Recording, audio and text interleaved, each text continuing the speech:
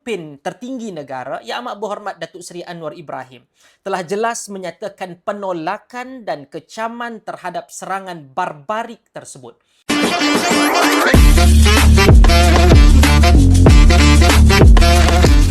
Bismillahirrahmanirrahim. Assalamualaikum warahmatullahi wabarakatuh, sahabat-sahabat semua.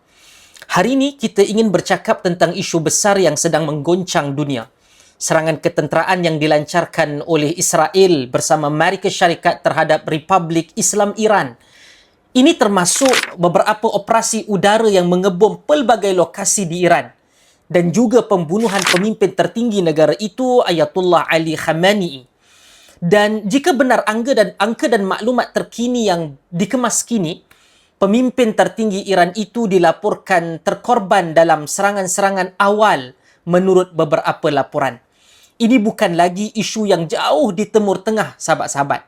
Ia berpotensi menggugat kestabilan rantau, ekonomi global serta hubungan diplomatik negara-negara di seluruh dunia, termasuk negara kita, Malaysia. Dan bagaimana Malaysia bertindak terhadap hal ini? Kerajaan Malaysia melalui suara pemimpin tertinggi negara Yang Amat Berhormat Datuk Seri Anwar Ibrahim telah jelas menyatakan penolakan dan kecaman terhadap serangan barbarik tersebut.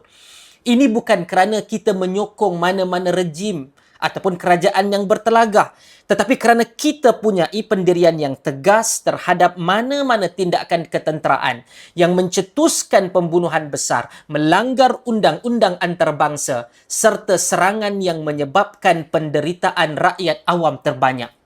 Malaysia telah menggariskan beberapa perkara, antaranya adalah tindakan ketenteraan yang melibatkan pembunuhan pemimpin dan rakyat awam tidak boleh diterima dan mesti ditolak dan dikejam.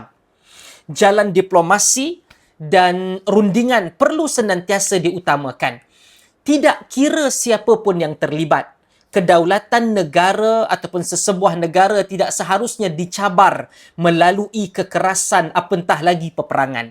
Pendekatan ini selaras dengan prinsip kita sebagai sebuah negara yang memperjuangkan keamanan dan hubungan diplomatik baik dengan semua negara, termasuk Amerika Syarikat dan negara-negara lain yang terlibat, termasuk beberapa negara-negara teluk.